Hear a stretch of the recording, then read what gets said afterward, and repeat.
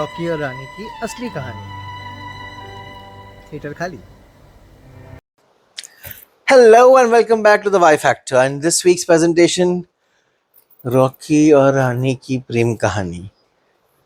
It could have been named anything else also. Made by in order to celebrate the 25 years of the king of nepotism in the film industry, and he tries to flaunt it in your face by the opening sequence by getting all the stars that he has introduced with Varun Dhawan, Janvi Kapoor, Sara Ali Khan, which was not introduced by him, but still, and then the cherry on the top, Ananya Pandey. Without him, how can nepotism? Without her, how can nepotism be ever fulfilled?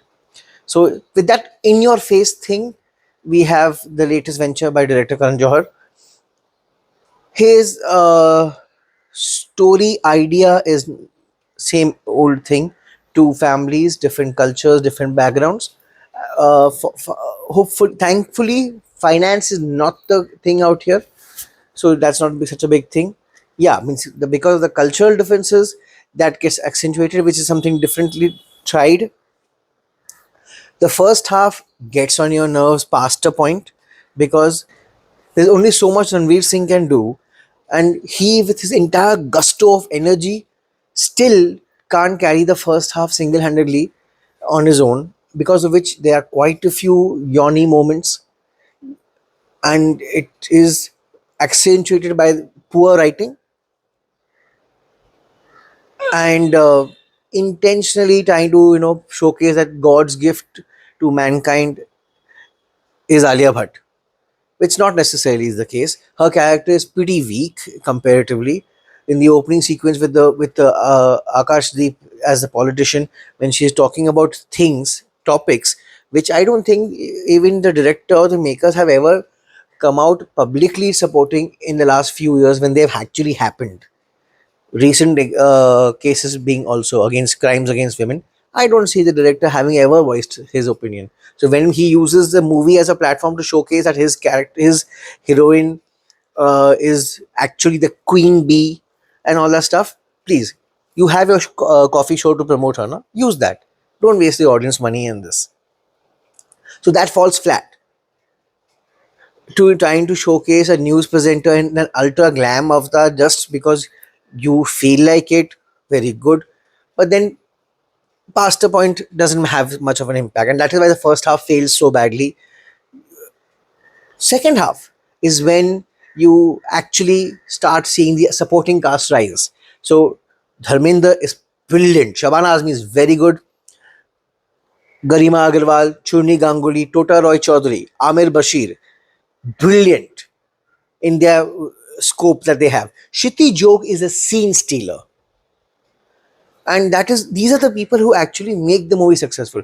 I think Jaya Bachchan just does whatever she's done in the movie. I feel she does that naturally every day with the paparazzi. So must have been a cakewalk for her, a daily routine, and that shows. I don't know why they've shown her in such a maleficent inspired character, and that continues. So there's no closure for per se for her.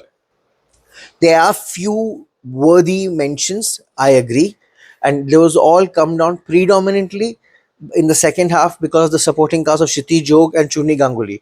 The lingerie scene, the song sequence, the cake episode, gluten free, sugar free, fat free, free hai. So those sheer small brilliances are there which make you feel the second half is worth seeing. Songs are forgettable. I think this is one must have been his poorest as a director also. Eh Dil Hai Mushkil had a fantastic soundtrack by Pete Pritam. Students of the Year had a fantastic soundtrack always. But this one, the songs, as long as they are there on screen, it's okay. The minute they're off, you'll forget them. Choreography, heavily inspired by Sanjay Leela Bhansali, it shows. And they've done a good job at it. Between Vaibhavi Merchant, Ganesh Acharya, Remo D'Souza, and Farah Khan, they've done a good job at the choreography of the things.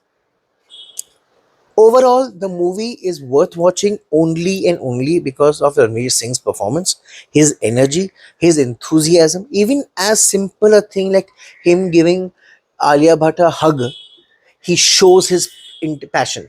He shows his energy.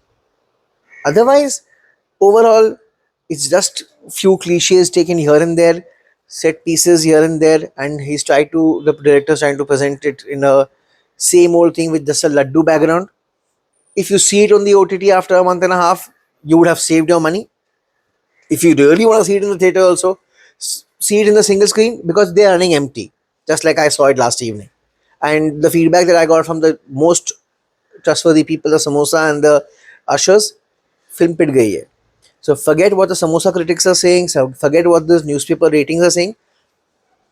If you see it on an OTT platform, you will feel, हाँ, worth a while.